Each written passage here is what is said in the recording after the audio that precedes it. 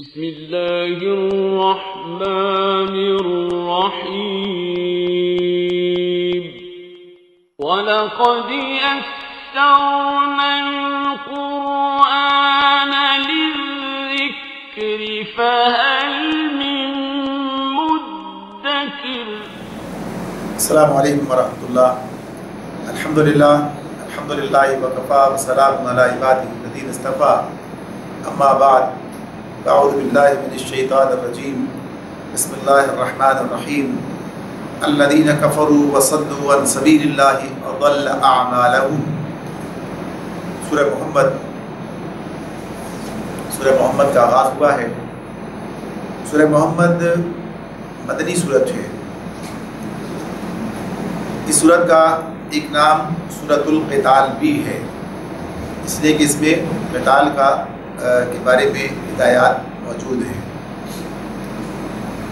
اس سورت کے بارے میں یہ بات بتائی جاتی ہے کہ اس کا نزول مدینہ طیبہ میں اس وقت ہوا کہ جب جنگ کا حکم تو دیا جا چکا تھا، اور جنگ کے بارے میں سورہ بقرہ کی بات، سورہ حج کی بات، یہ اس پر ہم گفتگو پہلے کر چکے ہیں کہ جہاد کا قتال کی اجازت جو دی گئی ہے، تو اس اعتبار سے ایک جگہ پر اجازت دی گئی ہے، دوسری جگہ حکم دیا گیا ہے۔ سورہ حج میں اجازت ہے اور سورہ بقرہ کے اندر اس کا حکم ہے۔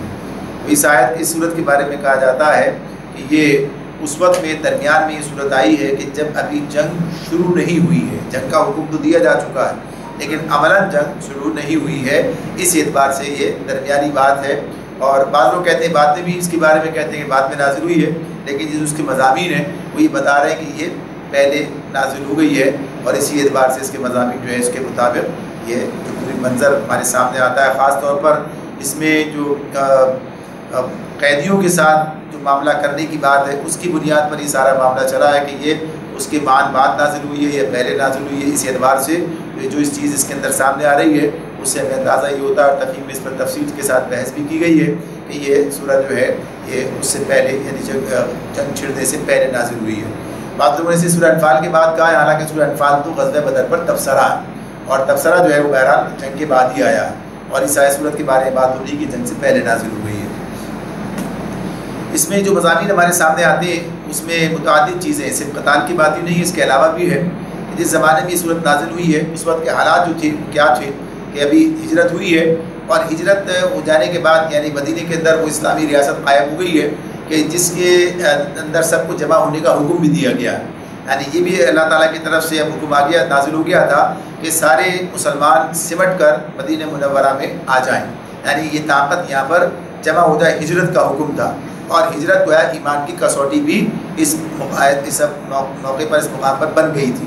تو بہرحال صورتحال یہ تھی کہ سارے کے سارے مسلمان سمٹ کر یہاں پر مدینے کے اندر جمع ہو رہے تھے، لیکن قریش مکہ کا معاملہ کیا تھا، کفار کا معاملہ کیا تھا کہ وہ اس بات پر بھی مطمئن نہیں تھے کہ چلو ہمارے پاس سے تو گئے، ہماری جان چھوٹی، کام ختم، بلکہ ان کا معاملہ یہ تھا کہ وہ یہاں پر مدینے کے اندر بھی ان کا جمع ہونا پسند نہیں کر رہے تھے، اور وہ یہاں پر بھی ان کو چین سے بیٹھنے دینے کے لیے تیار نہیں تھے، اور اس میں ان کی کوششیں آغاز ہی سے یہ تھی کہ انہیں یہاں قدم نہ جمانے دیا جائے بلکہ اس بستی کو ہی صفا ہستی سے مٹا دیا جائے، یعنی اب یہاں پر جو ہے انہیں نہ رہنے دیا جائے۔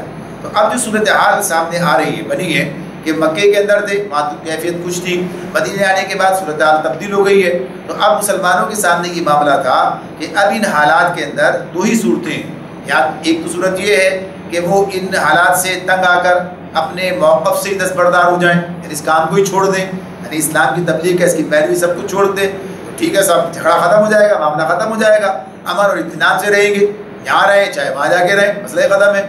ورنہ پھر صورتحال کیا ہے کہ اب صورتحال یہ بن گئی ہے کہ اب یہ معاملہ صرف کہنے سننے کی حد تک نہیں رہا ہے، بلکہ اب انہیں مرنے مارنے کی حد تک آگے بڑھنا ہے، یعنی معاملہ کیا کہ سر دھڑ کی بازی لگا کر ہمیشہ کے لیے اس امر کا فیصلہ کرنا ہے کہ عرب کی سرزمین میں اسلام کو جینا ہے یا جاہلیت کو جینا ہے، یعنی معاملہ فیصلہ ہونا ہے۔ سورہ انفال میں اس کا ذکر قرآن میں اللہ تعالیٰ نے کیا ہے کہ اب یہ جو ہے جس کو جینا ہے تو وہ دلیل کے ساتھ زندہ رہنا ہے، دلیل کے ساتھ زندہ رہے، اور جسے ختم ہونا ہے دلیل کے ساتھ ختم ہوگا۔ تو یہ بات ہے کہ اسلام نے اب یہاں پر اپنے موقف کو اس طرح سے منوانا ہے اس صورتحال کے اندر۔ تو اللہ رب العالمین نے یہی بات سجا دی، راستہ بتایا ہے کہ اہل ایمان کے لیے یہی راستہ ہے کہ اب وہ جو ہے اس دین کے لیے تحفظ کے لیے اور اس دین کو غالب کرنے کے لیے اب مسلح جدوجہد کی طرف بھی انہیں جانا ہوگا. یہ ہدایات ابھی اس حوالے سے سامنے آ رہی ہیں. تو اب یہاں پر نبی کرم صلی اللہ علیہ وسلم کو ہدایات دی گئی، یہ بتایا گیا ہے کہ جنگ کے قواعد کیا ہیں، معاملات کیا ہیں، حالات کیا ہیں، کس طرح سے یہ کام کیا جائے گا. بہرحال یہ کام اب ہونا ہے، اب یہ مرحلہ آ چکا ہے. یہ کام تو اللہ کے دین کے غلبے کا آغاز ہی سے اس کی دعوت موجود ہوتی ہے. نبی کرم صلی اللہ علیہ وسلم نے مکے میں جو دعوت دی ہے لوگوں کو، وہ دین کے غلبے کی دعوت ہے، یعنی اللہ کو الہ واحد تسلیم کرنے کی بات ہے، سب کے انکار کی بات ہے. صرف ایک ہی معبود برحق اللہ تعالیٰ کی بات ہے کہ اس کو مانا جائے، اس کو تسلیم کیا جائے، اور رسول کو اس کے نمائندے کی حیثیت سے، رسول کی حیثیت سے تسلیم کیا جائے، اس کی اطاعت کی جائے، اس کی فرما برداری کی جائے. وہ تابع ہونے کے لیے نہیں آتا، تابع کرنے کے لیے آتا. تو گویا یہ بات سب کے سامنے تھی، پہلے دن سے بات تھی. لیکن وہ مرحلہ ایسا نہیں تھا کہ ٹکراؤ کی کیفیت ہو، بلکہ وہ بات کو سمجھانے کا مرحلہ تھا، دعوت دینے کا مرحلہ تھا، تبلیغ کی بات تھی. اور اسی مرحلے سے گزرتے مسلمان بہرحال اس مقام تک اب آ گئے تھے کہ اب انہیں اپنے تحفظ کے لیے، یعنی اس مرحلے تک پہنچ گئے تھے، اتنے افراد بھی میسر تھے، ریاست بھی قائم ہو گئی تھی کہ اب اس طرح کے تحفظ کے لیے انہیں عملاً سر پیکار ہونا پڑے گا. تو ان حالات کے اندر یہ صورت جو ہے وہ نازل ہوئی ہے. تو اسی اعتبار سے اس کا نام سورہ قتال بھی کہا جاتا ہے. تو اس وقت میں جو مسائل درپیش تھے کہ دو گروہ ہیں، ایک گروہ اہل ایمان کا ہے، ایک گروہ کفار کا ہے. ایک اس کے اندر یہ بات بھی آتی ہے کہ دیکھا جا سکتا ہے کہ یہ دونوں گروہ کس طرح سے الگ الگ ہیں اور ان کے کردار، ان کے معاملات اس صورت کے اندر اس پر بات کی گئی ہے. مسلمانوں کی ابتدائی جنگی ہدایات دی گئی ہیں، اور پھر کفار کے بارے میں بتا دیا گیا کہ وہ اللہ کی تائید اور رہنمائی سے محروم ہیں، اور اہل ایمان کو اللہ کی تائید اور رہنمائی حاصل ہے. منافقین کا ذکر بھی اس کے اندر آیا، اس لیے کہ منافقین اب مدینے کے اندر یہ لوگ بھی موجود ہیں. ان کا معاملہ یہی تھا کہ یہ بڑھ چڑھ کر باتیں کرتے تھے، لیکن جب وقت آ گیا تو اب پیچھے ہٹ گئے. تو ان سے بتایا جا رہا ہے کہ یہ وہ موقع ہے کہ جب تمام مدعیان ایمان کی آزمائش ہو رہی ہے کہ اب وہ دین و ایمان کو آگے فوقیت دیتے یا اپنی جان اور مال کو فوقیت دیتے. یہ مرحلہ ہے موجود، اس کے اندر اپنی حقانیت کا، سچائی کا ثبوت دینا پڑے گا تمہیں. تو اب یہاں پر یہ بات بتائی جا رہی ہے کہ یہاں جو پیمانہ سامنے آ گیا ہے، اس پیمانے پر پورا اتار، اس پر ناپا اور تولا اور جانچا جائے گا. صرف نماز اور روزے کی بنیاد پر اب جو ہے جانچنے کی بات نہیں ہے. نماز اور روزہ تو سارے منافق کرنے کے لیے تیار جو کر رہے تھے، لیکن میدان قتال و جہاد کے اندر پیچھے ہٹ رہے تھے. یعنی یہاں پسپائی کا مظاہرہ تھا، پسپائی کا معاملہ تھا ان کا. تو یہ بتا دیا گیا کہ یہی تمہارا جو ہے کسوٹی ہے اس وقت میں، اور اس کا ذکر ہمارے سامنے آگے آئے گا. پھر مسلمانوں کو اس بات کی تلقین بھی ہے کہ اپنی قلت تعداد اور بے سر و سمانی اور کفار کی کثرت سے مروب نہ ہو، اور اپنا کام جو ہے وہ جاری رکھیں. اور پھر اس کے بعد آخر میں انفاق فی سبیل اللہ کی بات بھی کی گئی ہے کہ ظاہر ہے کہ اس کے بغیر یہ کام آگے جاری نہیں رکھا جا سکتا. تو یہ سارے مضامین جس صورت کے اندر ہمارے سامنے آئیں گے. اللہ تعالیٰ فرماتے ہیں الذین کفروا وصدوا عن سبیل اللہ ضل اعمالهم، جن لوگوں نے کفر کیا اور اللہ کے راستے سے روکا، اللہ نے ان کے اعمال کو رائگاں کر دیا. اللہ نے ان کے اعمال کو رائگاں کر دیا. اب یہ یہاں پر دو باتیں آئی ہیں، ایک کفر کرنے کی اور ایک اللہ کے راستے سے روکنے کی. یعنی یہ دو الگ الگ چیزیں سامنے آتی ہیں. حالانکہ بات یہ کہ بعض اوقات یہ لازمی طور پر یہ چیزیں ایک ساتھ بن جاتی ہیں، اور بعض معاملات میں بنتی بھی ہیں کہ جو کفر کرتا ہے وہ اللہ کے راستے میں رکاوٹ ڈالنے والا بھی بن جاتا ہے. لیکن اس کے بھی درجات ہیں، الگ الگ درجات ہیں کہ کیسے کیسے یہ معاملہ ہوتا ہے. ایک آدمی خود رائے راست پر آنے سے باز رہتا ہے، دوسروں کو بھی آنے سے اس پر جو ہے وہ رک رہا ہوتا ہے، یہ کام کر رہا ہوتا ہے. پھر اسی کے ساتھ ساتھ یہ بات بھی سامنے آتی ہے کہ کوئی آدمی اس معاملے میں اتنا آگے بڑھ جاتا ہے کہ اس کی پہچان ہی یہ بن جاتی ہے کہ وہ لوگوں کو اللہ کے راستے سے روک رہا. تو اب اللہ کے راستے سے روکنے کی جو صورتیں سامنے آتی ہیں جو مکے کے اندر موجود تھیں وہاں پر، اور پھر اس کے بعد بھی جاری رہی، ان لوگوں نے کام جاری رکھا ہے مشرکین نے. تو وہ اس میں سے ایک صورت تو یہ تھی کہ وہ زبردستی کسی کو واپس ایمان سے کفر کی طرف لے کر جائے، یعنی ایمان لانے سے روکا جائے اور ان کے ساتھ ظلم اور زیادتی کی جائے.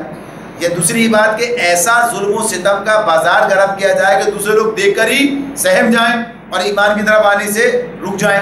یعنی ظلم و ستم کو دیکھ کر کے یہ تو بڑا مشکل معاملہ ہے، ایسے خوفناک حالات میں کون ایمان لائے گا. اور تیسری صورت یہ بھی ہے کہ مختلف طریقوں سے، یعنی سازشیں کر کے اور مختلف امامات پیدا کر کے وسوسے ڈال کر لوگوں کو دین کی طرف آنے سے روکا جائے، برگلایا جائے، ان کے شکوک و شبہات پیدا کر دیے جائیں، ابہامات پیدا کر دیے جائیں، یعنی گویا اس راستے پر آنے سے لوگوں کو روکا جائے، یہ بھی ایک منصوبہ بند کام ہے۔ آج کے دور میں تو ہم یہ دیکھتے ہیں کہ میڈیا کی اس قوت کے ذریعے سے یہ کام بہت زیادہ آگے بڑھ کر ہو رہا ہے کہ لوگوں کے دلوں میں شکوک و شبہات پیدا کر دیے جائیں اور انہیں اس راستے پر آگے نہ بڑھنے دیا جائے۔ تو یہ بھی کیا ہے، یہ اللہ کے راستے سے روکنا ہے۔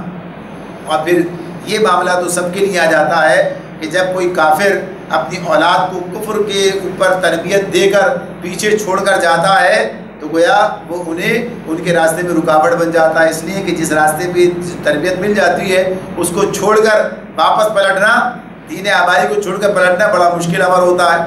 تو اس طرح سے یہ صورتحال ہمارے سامنے ہے کہ یہ ساری کیفیات ہیں کہ جس کو اللہ تعالیٰ کہتے ہیں کہ جنہوں نے اللہ کے راستے سے روکا۔ اور پھر کیا کہا، اضل اعمالہم، نتیجہ کیا نکلا، اللہ نے ان کے اعمال کو رائیگاں کر دیا۔ تو اس کا معاملہ بھی اسی اعتبار سے کہ رائیگاں ہونے کی کئی کیفیات سامنے آتی ہیں۔ ایک تو یہ کہ توفیق سلب ہو گئی، اب ان کا جو معاملہ جو ہے جو کچھ کرنا چاہتے ہیں وہ کام نہیں کر پاتے، یعنی اس کے اعتبار سے اللہ تعالیٰ نے ان کے راستے بند کر دیے۔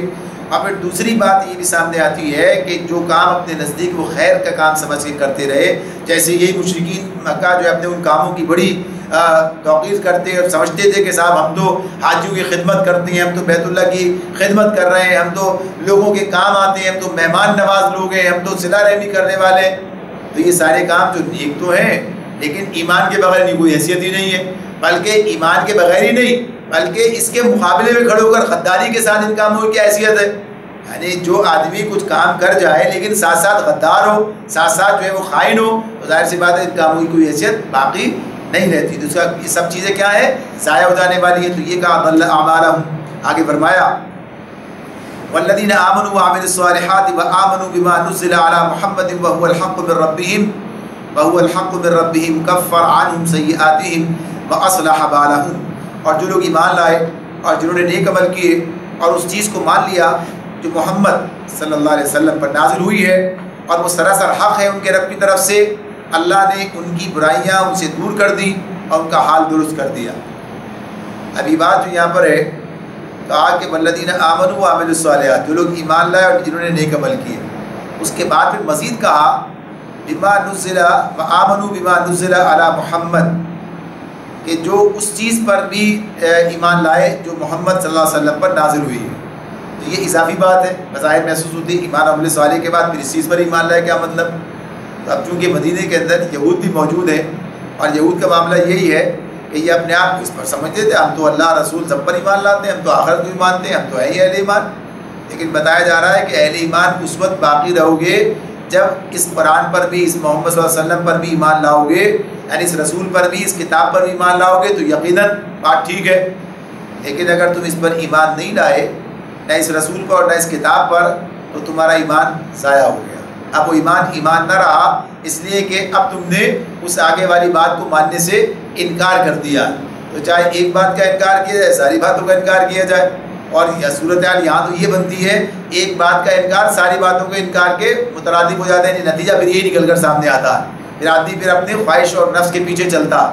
تو پھر وہاں بھی یہی کیفیت ہے۔ تو اس طرح ان کا معاملہ یہی تھا کہ ایسا نہ ہوا کہ یہ صاحب رسول پر ایمان نہ لائے، توریت پر ایمان لے آئے تھے، موسیٰ علیہ السلام پر ایمان لائے ہوئے تھے، نہ یہ توریت پر عمل کر رہے تھے نہ موسیٰ علیہ السلام کی ہدایات پر عمل کر رہے تھے۔ وہاں تو ہدایت موجود تھی کہ اس رسول کو بھی ماننا جو بعد میں آئے گا۔ عرض یہ کہ یہ کسی طرح سے بھی اس پر تھے ہی نہیں، تو اللہ تعالیٰ بتا رہے ہیں کہ اس پر بھی ایمان لانے کی بات ہے۔ تو ان کے بارے میں کیا بتایا کہ جو ایمان لائیں گے کفر عنہم سیئاتہم، اللہ نے ان کی برائیاں ان سے دور کر دی، واصلح بالہم، اور ان کا حال درست کر دیا۔ تو یہ برائیاں دور کر دینے کا مطلب کیا ہے؟ اس کے بھی دو مطلب ہمارے سامنے آتے ہیں۔ ایک بات تو یہ ہے کہ جو زمانہ جاہلیت کے اندر جو گناہ سرزد ہوئے تھے، اب وہ گناہ کا معاملہ ختم ہو گیا، یعنی اب ان سے کوئی باز پرس نہیں ہوگی۔ اور دوسرا مطلب یہ ہے کہ اب ان کے ایسی کایا پلٹ ہو گئی، ان کے کردار میں وہ تبدیلی آ گئی کہ کل کے مجرم آج کے مسلح بن کر سامنے آتے ہیں۔ یعنی کل کی جو کیفیت تھی ان کی کہ جن جرائم کے سے ان کے دامن آلودہ تھے اور جن خرابیوں اور جن گمراہیوں کے اندر مبتلا تھے، بالکل اس سے یعنی اب تو محاسن اخلاق کا معاملہ ہو گیا۔ عقائد، خیالات، اخلاق اور عمل ہر چیز کے اندر ایک انقلاب آ گیا۔ اب ان کی عادتیں اور خصلتیں بدل گئیں، ان کی سیرتیں اور ان کے کردار بدل گئے، جاہلیت کی جگہ ایمان آ گیا۔ یہ ساری چیزیں ہمارے سامنے، تو یہ جو کیفیت ہے تو اللہ تعالیٰ نے کہا کہ ہم نے کفر عنہم سیئاتہم، وَأَصْلَحَ بَالَهُمْ، اور پھر مزید ان کا حال درست کر دیا۔ اب درست کرنے کی بات کیا ہے؟ اس اعتبار سے بھی کہ جو بات ابھی ہو رہی تھی یہ کہ اللہ تعالیٰ نے ان کے حالات کو بدل دیا، دوسری یہ بھی کہ اب کیفیت بدل گئی، مکے سے مدینے آنے کے بعد اب حالات تبدیل ہوئے، اب صورتحال بدل رہی ہے، اب طاقت کا جو ہے کہیے کہ مرکز تبدیل ہو رہا، اب حالات بدل کر کسی اور طرف جا رہے ہیں، اب بے بسی و مظلومی کے کا جو وقت تھا وہ ختم ہو رہا، اب بدلہ دینے کا وقت آ گیا۔ اب ان سب کو غیر مشرکین کو، ظالموں کو اب اس کا بدلہ ملے گا، اس ظلم کا، اس ظلم کا جو رسول ہے اس کے ساتھیوں کے ساتھ انہوں نے روا رکھا تھا۔ اب یہ محکوم ہونے کے بجائے اب حاکم ہونے کی طرف جا رہے ہیں، بھی اب معاملہ اس طرح چلا گیا، ریاست قائم ہو چکی ہے۔ تو اس طرح سے اصلاح بالہم کی بات آتی ہے۔ ذالک بأن الذین کفروا اتبعوا الباطل وأن الذین آمنوا وأن الذین آمنوا اتبعوا الحق من ربهم كذلك يضرب الله للناس امثالهم۔ فرمایا یہ اس لیے، یعنی یہ جو اللہ نے کیا ان کے ساتھ میں کہ ان کے برائیاں دور کر دی، ان کے حال کو درست کر دیا، یہ اس لیے کہ کفر کرنے والوں نے باطل کی پیروی کی اور ایمان لانے والوں نے اس حق کی پیروی کی جو ان کے رب کی طرف سے آیا ہے۔ اس طرح اللہ لوگوں کو ان کی ٹھیک ٹھیک حیثیت بتائے دیتا ہے۔ یعنی پہلے حصے میں بات ہوئی تھی کہ کافروں کو ان کا اعمال جو ہے، جنہوں نے انکار کیا تھا، ان کے اعمال ضائع ہو گئے تھے، اور اہل ایمان کو اللہ نے یہ سب عنایتیں ان پر ہوئی ہیں۔ تو دونوں کے جو نتائج ہیں وہ ان کے عمل کی بنیاد پر نکلے۔ کفر کرنے والوں نے باطل کی پیروی کی اور ایمان لانے والوں نے حق کی پیروی کی۔ تو باطل کی پیروی ایک نتیجہ لے کر آتی ہے سامنے، اور حق کی پیروی دوسرا نتیجہ لے کر آتی ہے سامنے، دنیا آخرت دونوں کے حوالے سے۔ یعنی باطل کبھی انسان کو سرائے راز پر رہنے نہیں دیتا۔ باطل کی پیروی کرنے سے جو کردار سامنے آتا ہے، مشرکین کفار کا کردار موجود تھا، اور حق کو قبول کرنے اور اس کی اطاعت کرنے، پیروی کرنے سے جو کردار سامنے آتا ہے وہ اہل ایمان کا کردار تھا۔ یعنی ہر اعتبار سے تبدیلی آتی ہے، ہر اعتبار سے فرق نظر آتا ہے۔ یہ چیزیں جو بتائی کہ یہ اس بنیاد پر ایسے نہیں ہو رہا خواہ بس ان کو یہ کر دیا، ان کو وہ کر دیا۔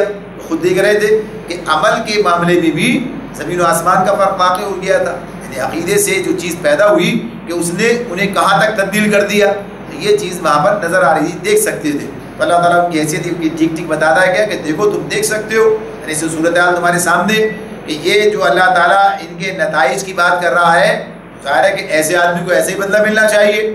ایک آدمی کو جو اب جس نے اس طرح سے حق کے لیے اپنی جانیں لڑائی ہیں اور حق کی خدمت کے لیے کمر بستہ رہا ہے، اور جو باطل ہے، باطل کے اوپر جس نے اپنا سارا وقت صرف کیا اور حق کو مٹانے کے در پہ رہا، ظاہر ہے کہ ہر ایک کا اپنا ایک مقام ہے، اس کے مطابق ان کو بدلہ ملے گا۔ تو سب کی ٹھیک ٹھیک حیثیت اللہ بتا رہا ہے۔ تو اس اعتبار سے بات یہاں واضح ہو گئی۔ فَإِذَا لَقِيتُمُ الَّذِينَ كَفَرُوا فَضَرْبَ الرِّقَابِ حَتَّىٰ إِذَا أَثْخَنْتُمُوهُمْ فَشَدُّوا الْوَثَاقَ فَإِمَّا مَنًّا بَعْدُ وَإِمَّا فِدَاءً حَتَّىٰ تَضَعَ الْحَرْبُ أَوْزَارَهَا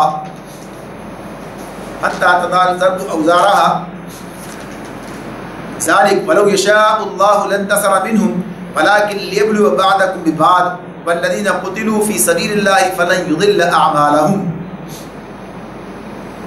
اب یہاں سے جو بات شروع ہو رہی ہے کہ اب یہ براہ راست قتال کے حوالے سے ہدایات سامنے آ رہی ہیں، براہ راست قتال کے حوالے سے ہدایت سامنے آ رہی ہے۔ اللہ تعالیٰ فرماتے ہیں پھر پس جب ان کافروں سے تمہاری مٹ بھیڑ ہو تو پہلا کام گردنیں مارنا ہے۔ فَإِذَا لَقِيتُمُ الَّذِينَ كَفَرُوا فَضَرْبَ الرِّقَابِ۔ تو اب یہ ظاہر ہے کہ اس کا مطلب یہ خود پتہ چل رہا ہے، بات واضح ہو رہی ہے کہ جب یہ کام ہو تو ایسا ہوگا، جب لڑائی ہوگی تو تمہیں یہ کام کرنا ہے۔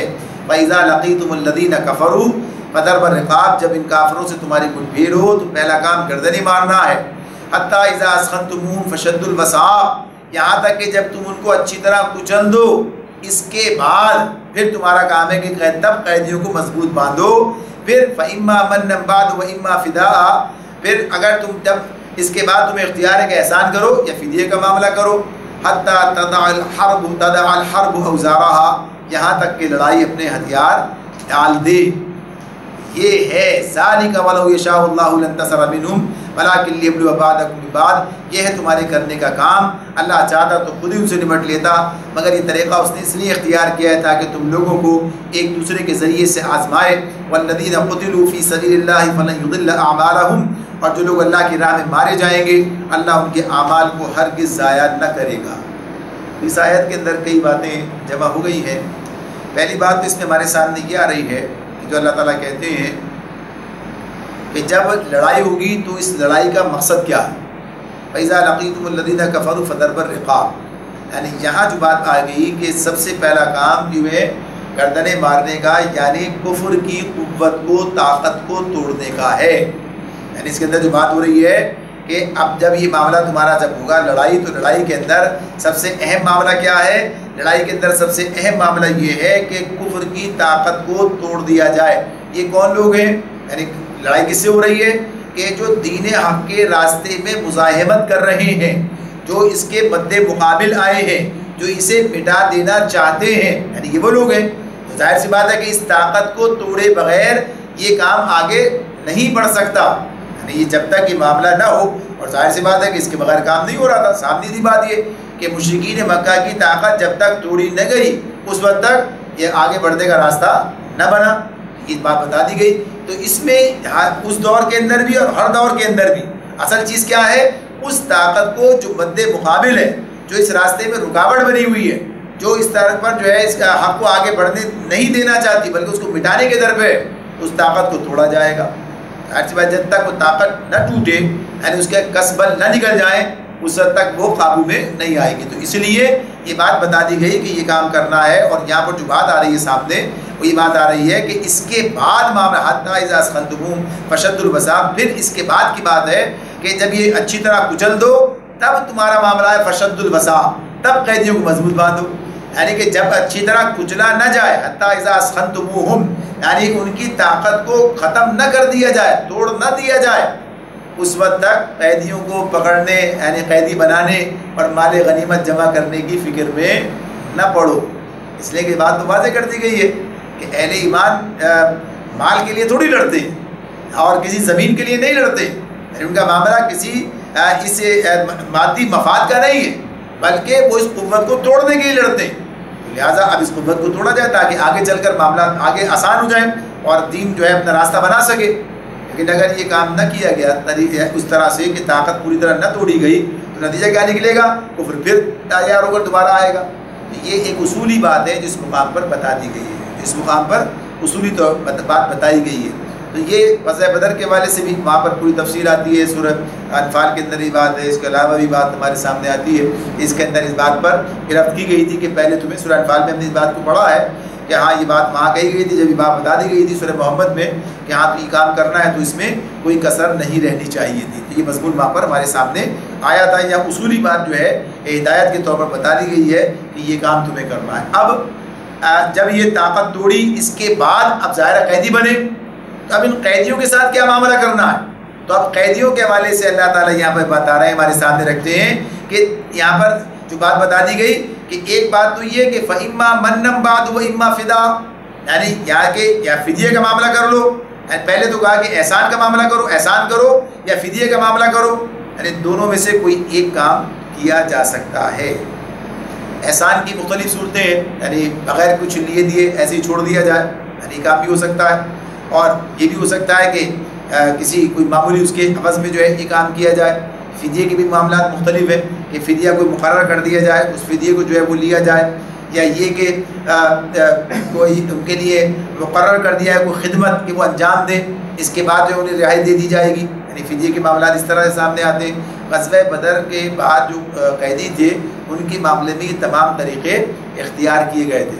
اچھا، یہیں ضمن یہ بات بھی واضح ہو جائے کہ یہ جو بات کی جا رہی ہے کہ تمہیں گردنیں مارنا ہے، اور یہ جو قتل کی بات ہوئی ہے کفروا فضرب الرقاب فَإِذَا لَقِيتُمُ الَّذِينَ كَفَرُوا فَضَرْبَ الرِّقَابِ حَتَّى إِذَا أَثْخَنْتُمُوهُمْ، یعنی جب تک لڑائی جاری ہے اس وقت تک تو یہ کام ہے کہ انہیں قتل کرنا، مارنا، یعنی ان کی طاقت کو توڑنا ہے. لیکن جب پکڑ لیے جائیں تو اب کیا کہا ہے؟ فَإِمَّا مَنًّا بَعْدُ وَإِمَّا فِدَاءً حَتَّى تَضَعَ الْحَرْبُ أَوْزَارَهَا. یعنی اب معاملہ تو یہ ہے کہ احسان کرو، فدیے کا معاملہ کرو. اب قتل کرنے کی بات نہیں ہو رہی ہے، اب قتل کرنے کی بات نہیں ہو رہی کہ لڑائی ختم ہو جانے کے بعد قیدیوں کو قتل کیا جائے. اسلام اس کی ممانعت کرتا ہے. یعنی مسلمانوں کا اصل ہدف کیا تھا؟ دشمن کی جنگی طاقت کو توڑنا. ظاہر ہے کہ جنگ کے اندر ہی تھا.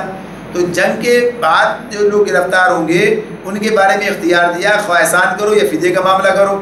اس سے عام قانون یہ نکلتا ہے کہ جنگی قیدیوں کو قتل نہ کیا جائے.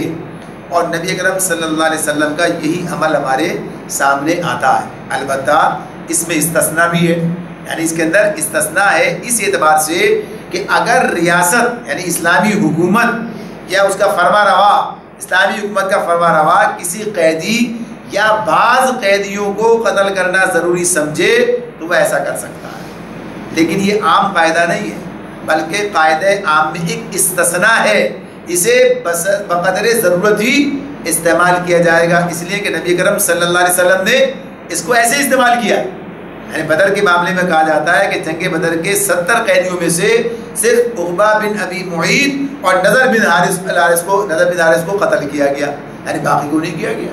یعنی بات ہو سکتی تھی کہ سب کو قتل کر دیا جائے، تو اس اعتبار سے یہ کہ ایسا نہیں، بعض کے معاملے میں کہ جس کے بارے میں بات ہو یا تو کوئی خاص معاملہ اس کا ہے، یعنی اس کا جرم اس اعتبار سے ہے، یا اس کے بارے میں یہ کہ آگے چل کر اس کا یہ مسلمانوں کے لیے نقصان کا باعث بنے گا، جو بھی بات ہو اس کے لیے تو کوئی استثناء تو ہو سکتا ہے، عام طور پر یہ معاملہ نہیں ہے کہ قتل کر دیا جائے۔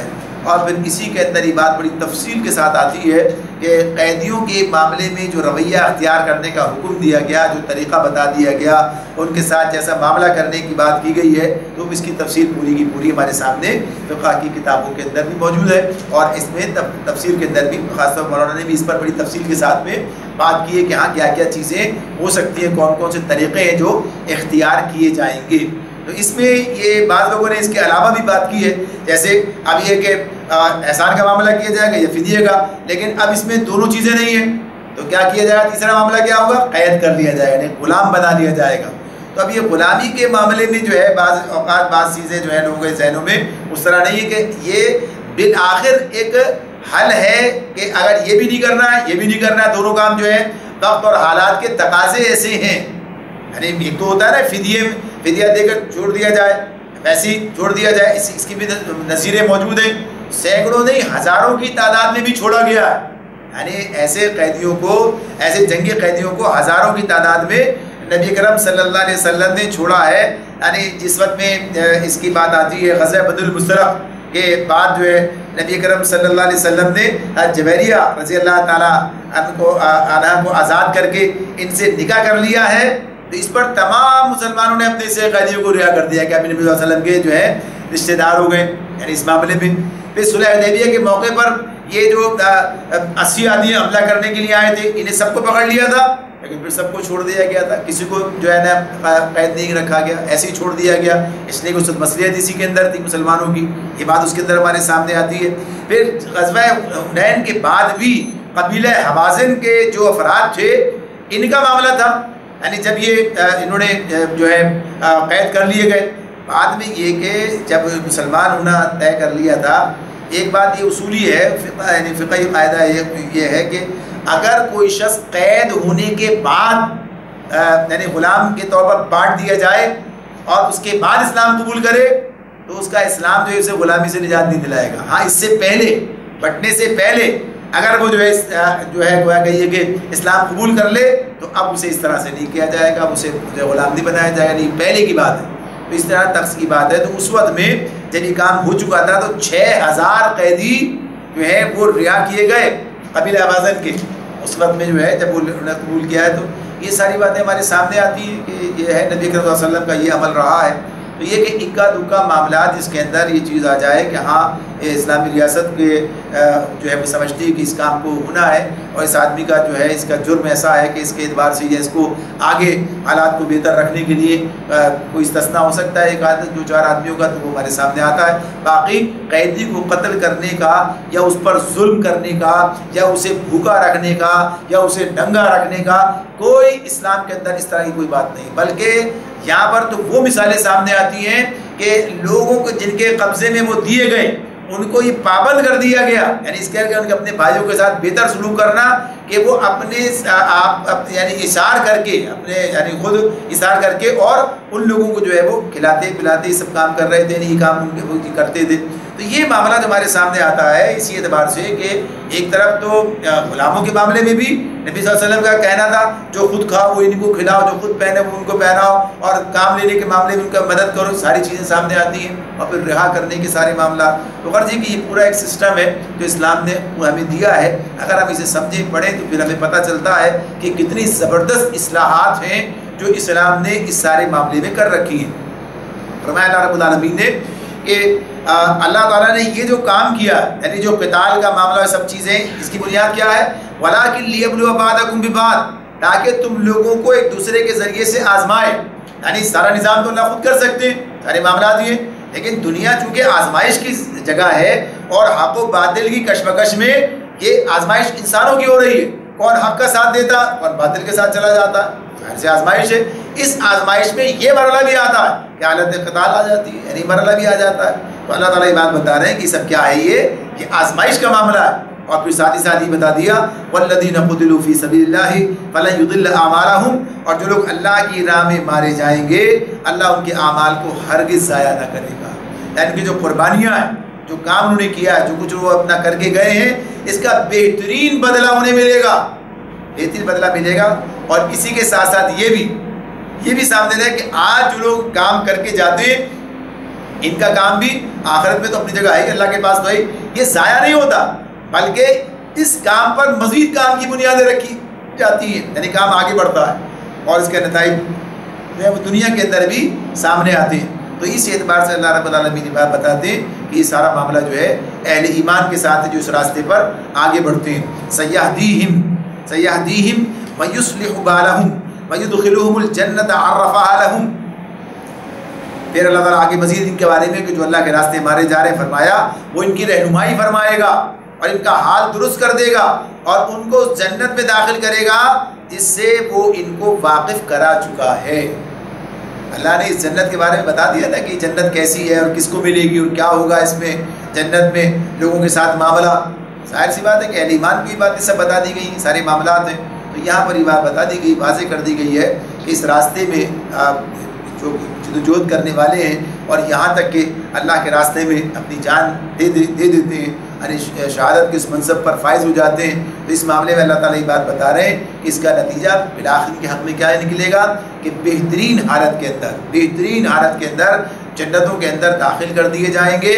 اور یہ وہ جنتیں ہیں کہ جس سے وہ لوگ واقف ہیں، دنیا ہی میں انہیں اس کے بارے میں بتا دیا گیا ہے اور اس جنت کے وہ شہدائی بھی ہیں، اور اس جنت میں جائیں گے تو کوئی اجنبیت وہاں پر محسوس نہیں کریں گے، بلکہ جو باتیں قرآن میں بیان کی گئی ہیں، جنت کے جو مناظر ہمارے سامنے رکھے گئے ہیں وہی سب وہاں پر جا کر دیکھیں گے اور اس کو برتیں گے، اور گویا کہ یہ ایک مانوسیت ہوگی جو انہیں وہاں پر اس سے حاصل ہوگی۔ اللہ رب العالمین ہم سب کو اہل جنت میں شامل فرما دے۔ وآخر دعوانا ان الحمد للہ رب العالمین۔ سبحانک اللہم وبحمدک ونشہد ان لا الہ الا انت ونستغفرک ونتوب الیک۔